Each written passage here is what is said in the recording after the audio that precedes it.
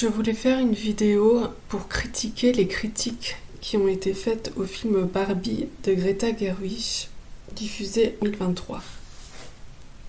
Je voulais aborder 2 points de critique principaux. D'une part, la focalisation des critiques du film sur le thème du féminisme, et d'autre part, la critique de l'authenticité de ce féminisme supposé.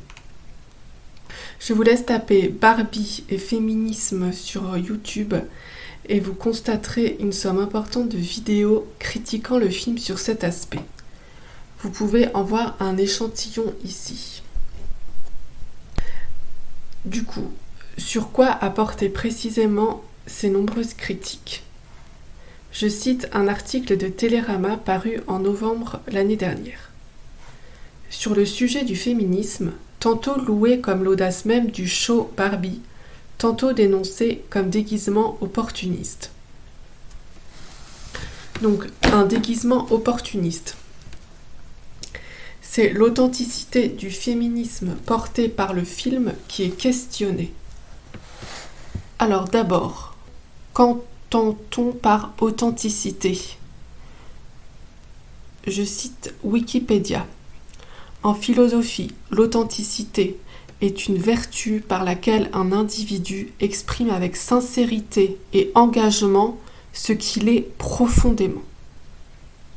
Donc, le film Barbie se présenterait comme féministe, mais ce serait un féminisme de couverture, un féminisme bourgeois, un pseudo-féminisme, du pinkwashing.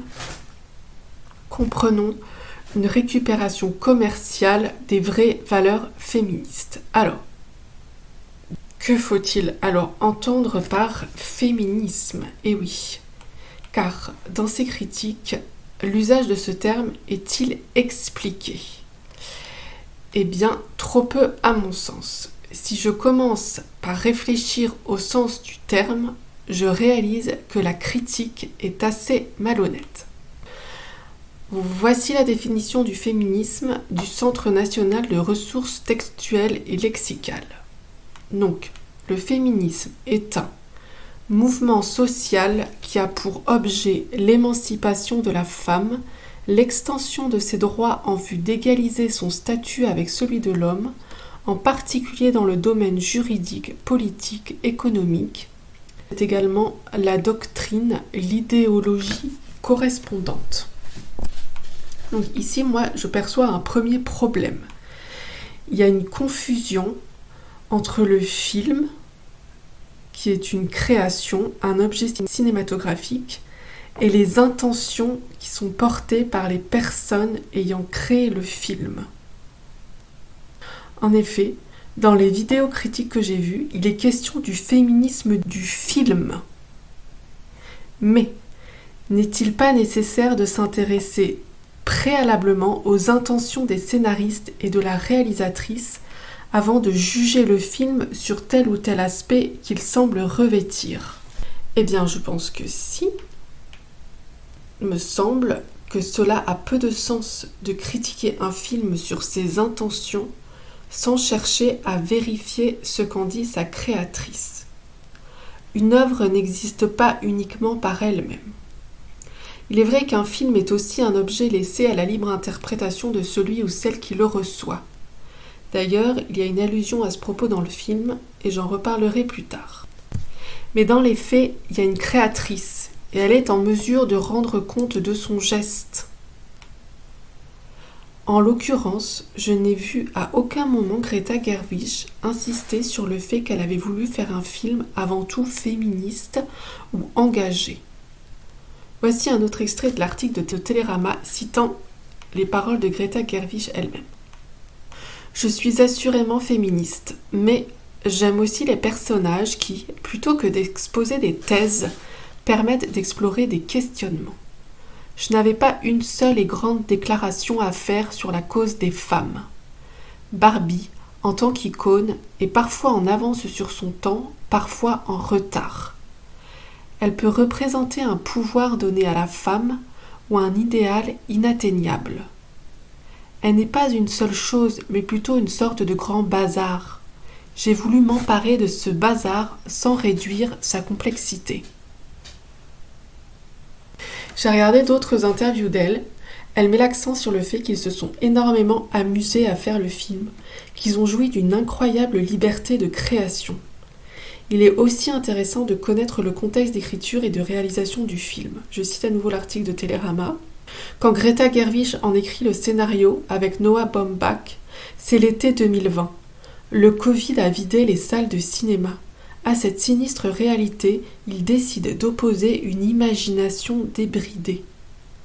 Je vous invite également à regarder la vidéo de Combini, dans laquelle Greta Gerwig parle également du contexte de création du film. Apparemment, elles ont écrit le scénario sans être sûres que le film serait réalisé. Il semble donc que Greta Gerwig a surtout imaginé et créé un film, soit une œuvre d'art, comprenant certes des réflexions, y compris sur le féminisme, mais elle n'a pas pour autant voulu faire un film militant. Donc je trouve que c'est faire preuve d'une certaine mauvaise foi et que c'est faire un procès d'intention que de critiquer l'authenticité du féminisme du film, alors même que ce n'est pas le but premier de la scénariste et réalisatrice. Pour illustrer un peu légèrement cette notion de procès d'intention, c'est comme si vous critiquiez un plat réalisé par quelqu'un en disant qu'il n'est pas assez gastronomique, alors que la personne qui l'a préparé n'avait pas l'intention de faire un plat particulièrement élaboré. Le film Barbie intègre des éléments féministes. Il intègre des réflexions et des critiques du patriarcat, mais ce n'est pas du tout son unique vocation. Et Greta Gerwig n'est pas débile. Son film est produit par la multinationale Mattel. Elle sait très bien qu'elle réalise un film au sein d'une énorme industrie capitaliste.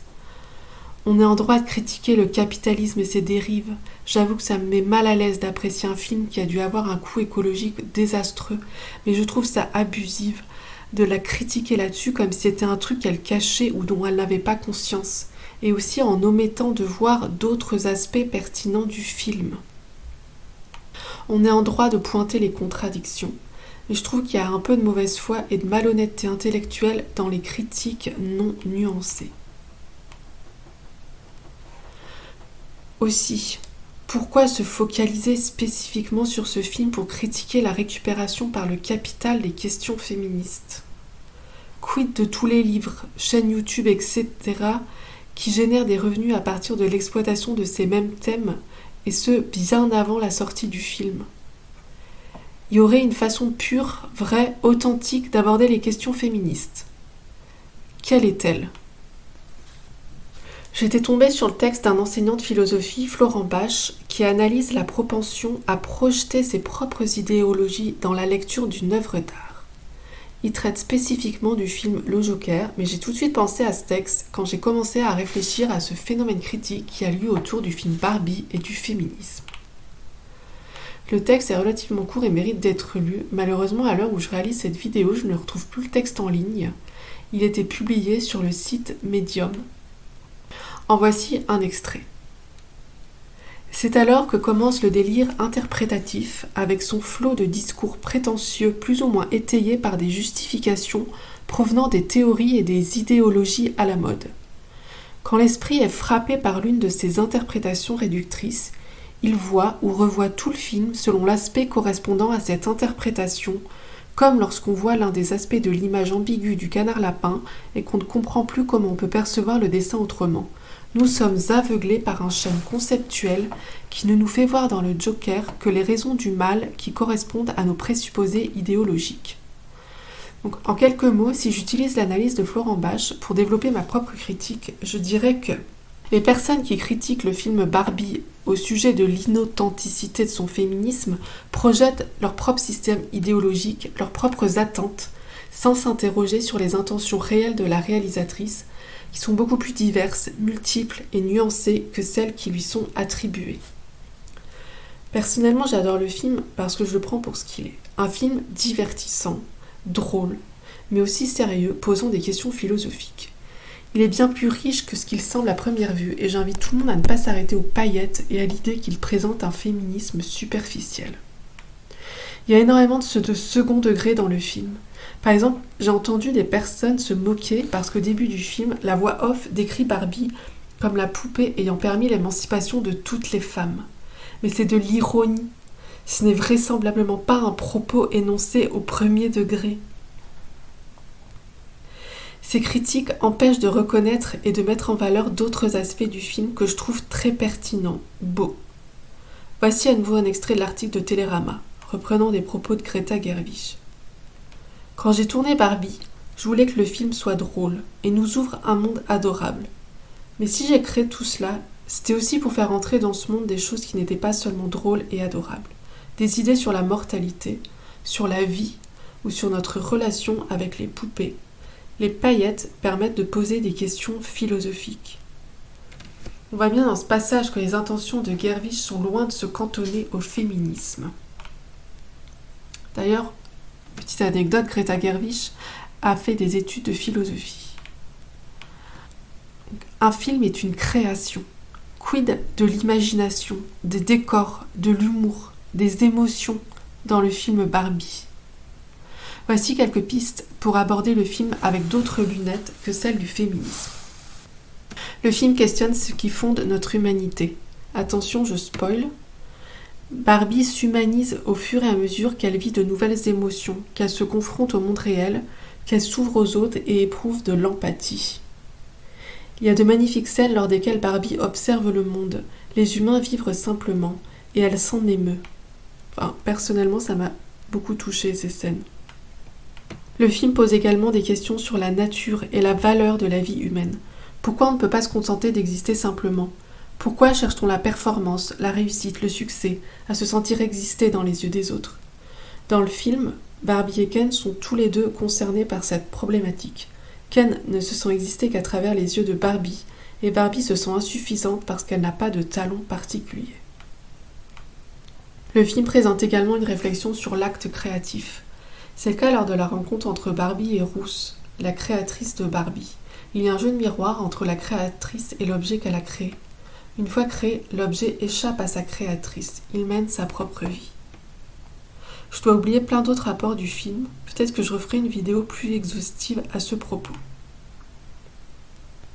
Voilà, c'est la fin de cette vidéo. Je vous remercie d'avance pour vos retours. À bientôt peut-être.